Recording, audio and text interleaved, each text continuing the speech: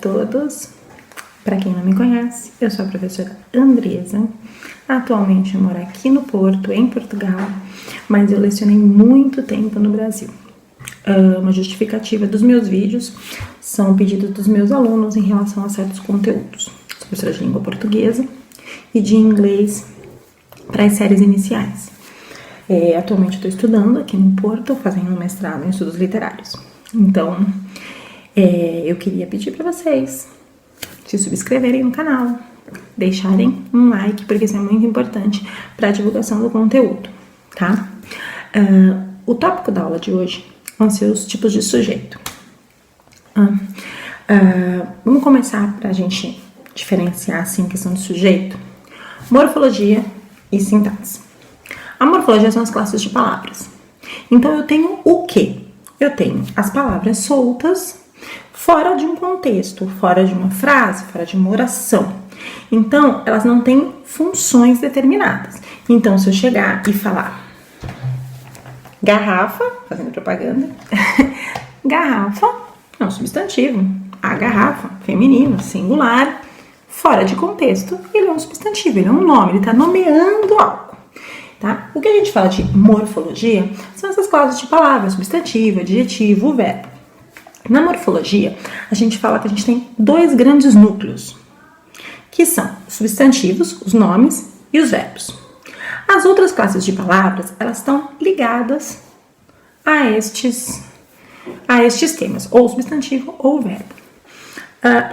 Mas não é o tema da nossa aula, tá? Só pra gente nomear. Por que eu fiz essa separação? Qual o objetivo de eu falar da morfologia e desses dois grandes núcleos que existem, o substantivo e o verbo? Porque quando a gente entra nas funções que esses substantivos ou estes verbos exercem, ou seja, a função, quando essas palavras elas estão inseridas em um contexto, em uma frase, em uma oração, eu tenho dois grandes núcleos, que são o sujeito e o predicado, tá? Pra gente fazer assim um panorama bem simples, sujeito e predicado, tá? O sujeito, aí a gente está dizendo quem faz ou recebe uma determinada ação, em alguns casos óbvios, né? A gente vai ver os tipos de sujeito. E o predicado seria o restante da frase, né? O que se declara sobre esse sujeito. Isso falando de uma forma culta, né? Mas é o que a gente fala, tirou o sujeito da oração, o que sobrar é predicado. Então, se eu colocar Carolina comeu o bolo, né? Se a Carolina é meu sujeito, o que sobrou na oração? Comeu o bolo? Então, comeu o bolo é o predicado. E não tem mais discussão, tá? Ou seja, o que eu declarei sobre a Carolina? Que a Carolina comeu o bolo. Então, assim, a gente vai falar dos tipos de sujeito. Nessa aula, eu separei pra gente focar nos tipos de sujeito. Nós temos 5. Sempre que eu puder, eu vou fazer uma comparação em relação a nomenclaturas entre Brasil e Portugal. Porque como eu estou vivenciando aqui a rotinas de estudos, apesar da gente estar na pandemia, então os centros de estudos e as escolas, elas estão fechadas, eu vou tentar sempre fazer uma comparação. Porque eu também percebi que a gente não tem muitas videoaulas para os jovens aqui. Então eu acho que se a gente puder fazer essa comparação, porque a língua portuguesa ela é única, mas a gramática em alguns momentos ela é bem diferenciada. Então, em termos de nomenclatura, o que eu puder fazer essa comparação, porque assim o vídeo pode abranger tanto os estudantes brasileiros quanto os estudantes portugueses, ok? Então vamos começar. Sujeito. Primeiro, como que eu acho esse bendito sujeito, né? Então eu vou lá perguntar sempre pro meu amigo verbo, certo? Porque o verbo, eu tenho o núcleo do predicado em algumas coisas, né? Em algumas partes, se não for um predicado nominal. Mas aí eu tenho o verbo na frase. Então vamos colocar uma coisa bem simples. João chegou atrasado. Meu verbo é chegou. Quem chegou atrasado? João. Então eu tenho um sujeito que se refere a uma pessoa. Se eu tenho um sujeito que se refere a pessoa, para eu achar esse sujeito, eu vou perguntar quem? Quem chegou atrasado? João. Vamos lá. Eu também posso usar a perguntinha o quê? Quando o meu sujeito não é uma pessoa. Então eu falar, a mesa está quebrada. Está quebrada a minha locução ali? O que está quebrada? A mesa, meu sujeito. Certo? E tem um terceiro ponto para a gente achar o sujeito em relação à concordância, que eu percebo que também é um grande erro de concordância verbal quando eu tenho o meu sujeito pós-posto ao verbo, ou seja, depois do verbo. Porque a norma padrão diz que eu tenho sujeito, verbo, complemento. O que acontece? Em alguns casos, eu vou ter aí o verbo começando a frase, no início. Então, eu tenho, vamos dar um exemplo. Aconteceram grandes desgraças. Meu verbo é aconteceram. Não é uma pessoa. Eu vou perguntar o que aconteceu, né? O que aconteceram. Eu sempre frisei para os meus alunos para a gente não trocar a forma verbal que está escrito. Por quê? Porque na hora de fazer, olha, a professora não sabe fazer falar concordância correta, porque ela falou, o que aconteceram, né? Não importa. Presta atenção que essa pergunta, o que, eu já falei em outro vídeo, essa pergunta, o que, pra gente achar o sujeito, ela tem que sempre vir antes do verbo, porque senão a gente cai no risco, né? A gente corre o risco de achar o complemento. Porque se eu perguntar, vou dar só um exemplo. Eu não gosto de preparar exemplo, eu gosto só de nos exemplos espontâneos. Então, vamos supor, o menino comprou um videogame.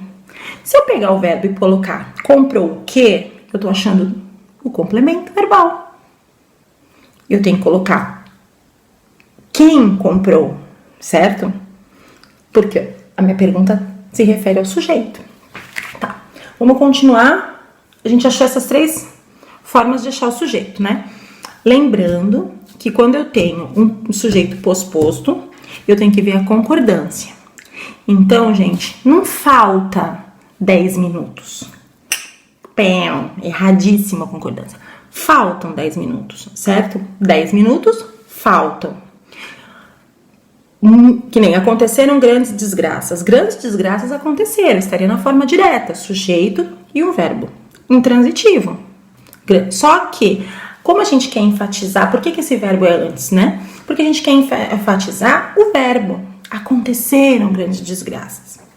Por isso que geralmente ele vem antes. E para eu achar o sujeito aí, eu tenho que colocar o que aconteceram. Não troca a forma verbal, porque assim vocês não correm o risco de errar, tá bom? Vamos lá, a gente vai começar primeiro pelo sujeito simples e composto, tá? Sujeito simples, tudo que a gente fala se refere a simples dentro da gramática da língua portuguesa, a gente tá falando a um. No caso do sujeito simples, a gente tá falando em relação a um núcleo, certo? Então, se eu colocar a Mônica tem 17 anos. Quem tem 17 anos é a Mônica. O meu núcleo é Mônica. Lembrando que esse A que vem antes, que na classe de palavras, né, na morfologia, a gente classifica como artigo, a gente vai classificar no Brasil como adjunto, adnominal, porque adjunto, adnominal, junto do nome. Que nome? Mônica. Aqui em Portugal a gente usa eles como determinantes, né? Mas o meu núcleo é Mônica. Lembrando que quando eu falo em núcleo, é a palavra que dá sentido para o meu sujeito. Ou seja, a mais importante do meu sujeito. Então, a Mônica tem 17 anos. Mônica, um núcleo, sujeito simples. Eu vou dar um outro exemplo. Essa questão de núcleo. Aquela linda garota de olhos azuis é minha vizinha. Quem é minha vizinha? Porque eu tô me referindo, lembra? A pessoa, se o meu sujeito se refere a uma pessoa, eu uso quem. Ai, professora, o texto tá grande, eu não sei se o sujeito se refere a pessoa, a coisa. Vai colocando as perguntas. É o que ou quem, né? Quem é minha vizinha? Aquela linda garota de olhos azuis. Quantos núcleos eu tenho aí? Ou seja, quantos nomes, substantivos, partes significativas e importantes eu tenho? Garota. Então, eu tenho um sujeito simples. Aquela, determinante, a gente usa em Portugal, pronome no Brasil, adjunto. Se referem todas essas palavrinhas, elas se ligam ao núcleo. Então, meu núcleo é único. Então, é sujeito simples, tá? Outra coisa. Um exemplo.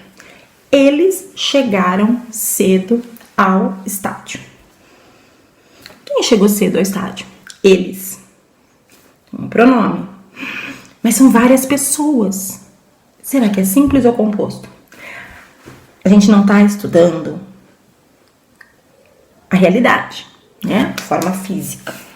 A gente está estudando a palavra. Se a gente está estudando a palavra, eu tenho um pronome no plural, terceira pessoa plural, eles. Mas eu tenho um pronome.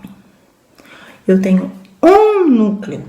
Então eu tenho um sujeito simples. O que acontecia muito, principalmente nas séries iniciais, né, do ciclo 2 ou do Fundamental 2, são eles falarem assim: professora, mas é mais de um. É mais de um ser. É mais de uma pessoa. Eu estou estudando a pessoa, não estou estudando a palavra, a gramática. Quantas palavras eu tenho? Um pronome, um núcleo. Então, esses são exemplos de sujeito simples. O outro sujeito, sujeito composto. Por que eu separei em dois blocos simples e composto inicialmente? Porque são os sujeitos que aparecem na frase. Simples e composto, eu tenho lá eles presentes na frase. Ok? No composto, é mais de um. Se no simples é um, o composto é mais de um, tá? Eu e meu amigo fomos ao teatro. Tem esse E aí, né, que já me dá uma dica, que é mais de um. Quem fomos ao teatro? Tá vendo como eu não mudo? Pra eu não errar. Quem fomos ao teatro? Eu e meu amigo. Eu e amigo. Dois núcleos. Composto. João e Maria são gêmeos? Quem são gêmeos? João, Maria. Composto. Lembrando que o simples e o composto são os sujeitos que aparecem na frase, ok? Simples, um núcleo, composto, mais de um, estando presente na frase. Agora a gente vai para o sujeito oculto, elíptico. E aqui em Portugal a gente chama de subentendido. Então, voltamos a falar, né? Probleminhas de internet. Sujeito oculto. Sujeito oculto, no Brasil, elíptico. Aqui em Portugal a gente chama de subentendido. O que a gente tem que prestar atenção? Se ele é oculto, elíptico, subentendido, ele não aparece. Ele não aparece na frase, mas eu sei quem é o sujeito, tá? Então, o exemplo básico. Comi muito hoje durante o almoço. Quem comi? Lembra que eu não troco o verbo. Quem comi? Eu. Então, eu sei que o sujeito, ele só pode ser eu. Mas ele não aparece na frase, mas eu sei quem ele é, tá? Isso é muito importante. Não vai caber nessa frase que eu dei como exemplo, nós comi, né? Apesar de algumas pessoas insistirem. Mas, ele comi. Então, só cabe o eu. Se eu colocar outro exemplo, vens comigo no parque, pela concordância, vens aí, é tu. Então, só pode ser tu. Então, característica do sujeito oculto ou subentendido. Ele não aparece na frase, mas eu sei quem ele é, tá? Por que eu tô frisando isso? Porque a gente vai entrar num outro tipo de sujeito, que é o sujeito indeterminado, tá? Tanto no Brasil quanto em Portugal, o nome é esse, sujeito indeterminado. Eu não consigo determinar com exatidão quem é esse sujeito. O sujeito determinado, a gente tem a percepção dele em dois casos. Primeiro, quando eu tenho um verbo na terceira pessoa no plural, ou o verbo na terceira pessoa do singular, mais a partícula pronome se. Gente, se ele é indeterminado, eu não sei quem ele é, ou eu não quero dizer quem ele é, tá? Presta atenção. Enquanto no oculto eu consigo identificar, eu consigo determinar esse sujeito, no indeterminado eu não consigo, tá? Mas, em alguns casos, eu até sei quem ele é, mas eu não quero dizer. Vou dar um exemplo. Mãe, quebraram a jarra. Por que eu usei a terceira pessoa do plural, se eu sei que foi a minha irmã que quebrou? Porque eu sei, mas eu não quero dizer quem é. Tá vendo? É nesses casos em que eu uso a terceira pessoa do plural. Quando eu até sei, mas eu não quero dizer quem é. Ou quando realmente eu não sei quem é. Bateram a porta. Quem? Alguém. Percebe? Usei a terceira pessoa do plural. Ah, professora, mas bateram a porta, só pode ser eles. Tá. E quem são eles? Pode ser pronome eles? Se é um pronome, ele substitui o nome. Então, ele tá substituindo quem? Quem são eles? Ah, e os meninos, as pessoas, pode ser os meninos e as meninas. Então, podem ser vários sujeitos. Por isso que quando eu tenho a terceira pessoa do plural, eu classifico como indeterminado. Quando eu uso também a terceira pessoa do singular mais o se. Aqui vive-se bem. Quem vive bem aqui? Não sei. Quem vive-se bem, tá? E o nosso último caso de sujeito, eu tenho a oração sem sujeito, que é um nome particularmente que eu mais gosto, tá? Isso no Brasil.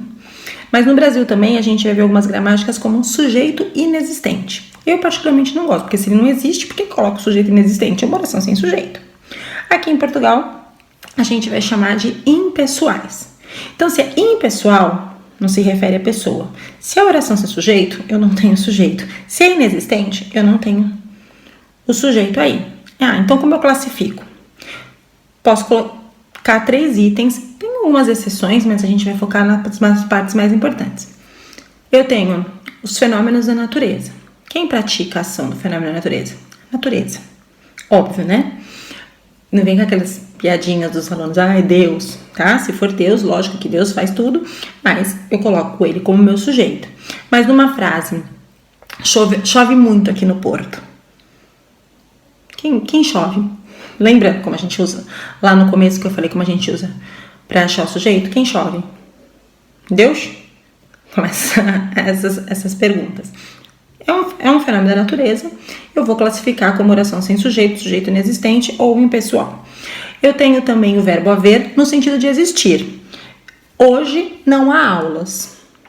O verbo haver, no Brasil a gente diz, quando ele está no sentido de existir, a gente chama ele de impessoal, né? Então, a oração impessoal aqui em Portugal. Hoje não há aulas. Quem é o verbo? Há. Quem? Não há aulas, né? Ou seja, não existem aulas. Lembrando que quando eu substituo o verbo haver pelo existir, a concordância aí tem que haver, ok? E o verbo fazer no sentido de tempo. Faz 20 anos que eu casei, né? Faz 20 anos. Faz 20 anos? Quem? Que? Eu casei. Eu tenho uma outra oração, né? Eu casei é outra oração. Faz 20 anos. Ou seja, oração sem sujeito. Recapitulando. Fenômenos da natureza. Fazer no sentido de tempo cronológico. E o verbo haver no sentido de existir, tá? Se vocês tiverem alguma dúvida, se vocês quiserem dar sugestões, reclamações, pedir algum tipo de apoio, eu vou deixar o meu Insta para vocês seguirem. Se vocês quiserem deixar nos comentários também alguma coisa, podem deixar. E a gente fica aqui por hoje, né? Lembra de se inscrever no canal, ativa o sininho também, porque aí vocês vão saber quando tem vídeo novo. Eu queria que vocês colocassem ou nos comentários ou no direct do Instagram temas, né, que vocês acham que seria interessante de eu montar uma aula, porque a gente sabe que no Brasil o Enem vai acontecer, então a gente está estudando para o Enem, e aqui em Portugal a gente tem em julho os exames nacionais, e a primeira prova é de português, nós estamos em 2020, então a gente vai recapitulando alguns pontos. Espero que tenha ajudado, tá? Fiquem bem, fiquem em casa e tudo vai ficar bem.